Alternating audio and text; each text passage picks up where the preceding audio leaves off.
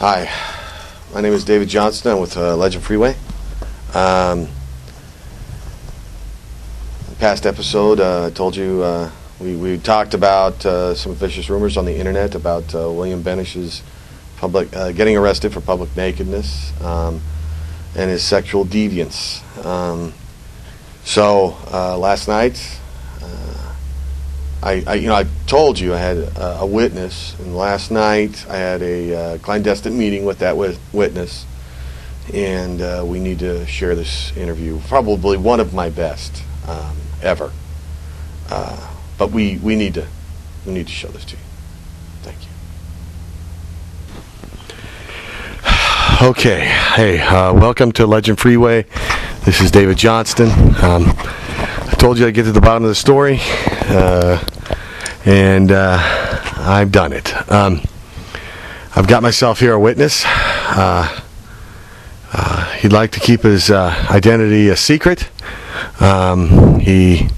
This is not the first time I've ever had a witness want to keep his identity a secret, but he's this ain't my first rodeo. But so he's agreed to do an interview about William Benesh's incarceration at the Okanogan County Jail in Okanogan, Washington. Okanogan County.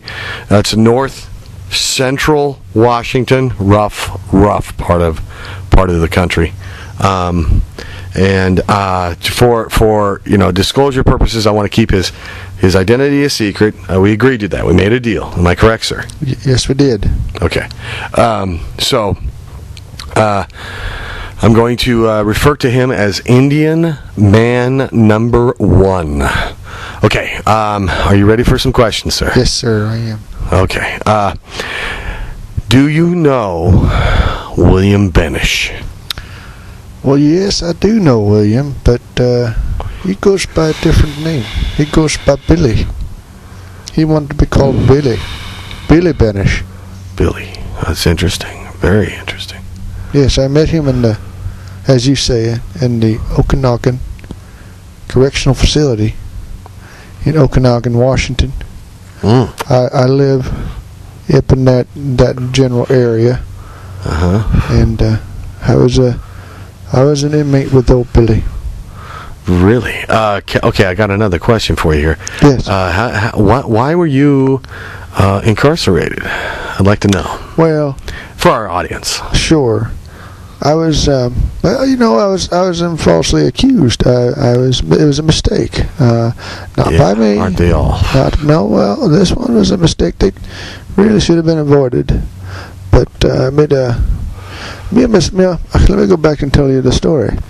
Me and my nephew Jesse, we were up in the Tunk Mountain and Old Mac Mountain doing some thinning. And that's what we do for a living. And about 2 weeks prior to that, I had gone down to Nispellum, and I was talking to Carol down there. She takes the bids, so I put my bid in there. Yes. I thought we had a good bid. I didn't know otherwise. I hadn't heard from her in a couple of weeks, and so usually, she tells me right away when I don't win. So I goes on up there, and I start to thinning. Me and Jesse got pitch all over my shirt. And by the way, thank you for the shirt. It's a very nice shirt. I only had 2 shirts. I know. Yeah, that's interesting. And that one shirt that I had, I got pitch all over it. Yeah, I know. So that was the deal. You do the interview, I give you a shirt. You picked the No Bullies. Okay, good for you. It's a good shirt. It's a nice looking shirt, I think. We got a shirt for Jesse, possibly? No Jesse shirt. No Jesse interview. No Jesse shirt. Yes, anyway. Yes. No Billy. Okay. Oh, I'm sorry. Why? Yeah. Yes, and so I went up there and we started thinning. We do. That's what we do for a living. Did I tell you that? And then next thing you know, we got the old forest ranger out there and some police officers. They say we're trespassing, illegally poaching timber. I ain't never been accused of poaching timber before. Mind if I smoke? It's fine, sir, if you don't blow it in my face, if that be okay with you. Not a problem.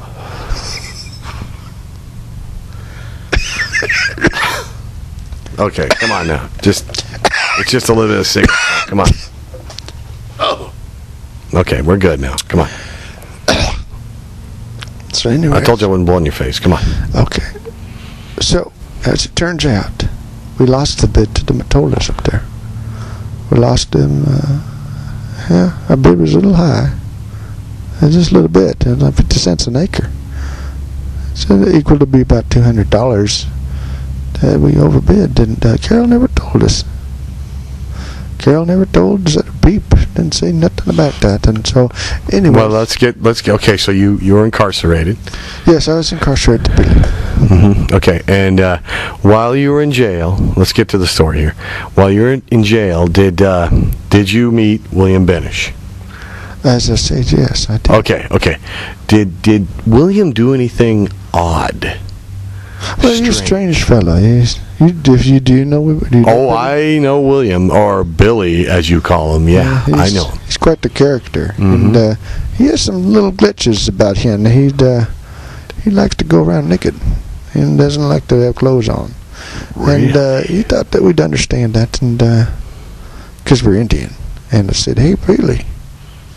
We've been putting clothes on for a long time now. Maybe it's time you did the same." And I don't know. He didn't. Really? He thought that was kind of funny. And then and also he did another thing. I told him. He'd go in the shower. He'd have to shower occasionally. Yeah. He showered every day. Really? Which was unusual, because in the shower a lot of things can happen that, well, let's put it this way, are not fun. And, no. And so he goes in there and he starts, he gets done with his shower, he starts toweling off. And the guys are milling around there that have taken showers too. Mm-hmm. Billy ain't the biggest fella. He's a little guy. Yeah. So, anyways, he starts napping towels. You know what I mean by that? No. I mean, no. Now, when you say snapping towels, I mean snapping at the other inmates? Yes, correct.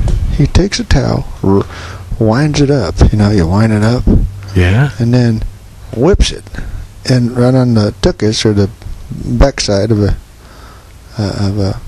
an inmate when they're walking away, and that didn't go too well.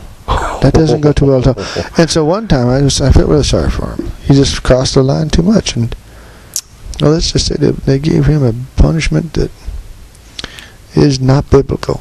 It is not. Oh my God! But you know what? I was really proud of him too. As much as I felt bad for him, he came out of that punishment smiling and lighting a step, and he was okay. He moved on. And I had to keep him out of trouble. Whoa. And after that, I told him, Billy, you only go to shower when nobody else is showering. So he'd have to get up in the middle of the night.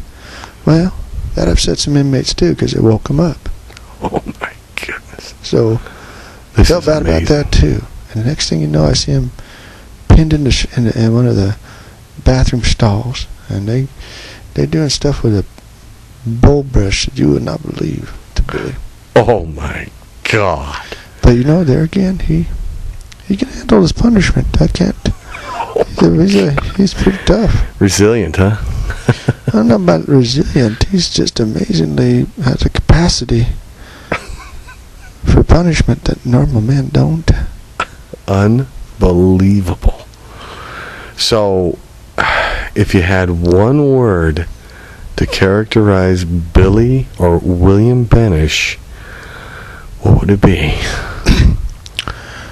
Well, I think he sums it up.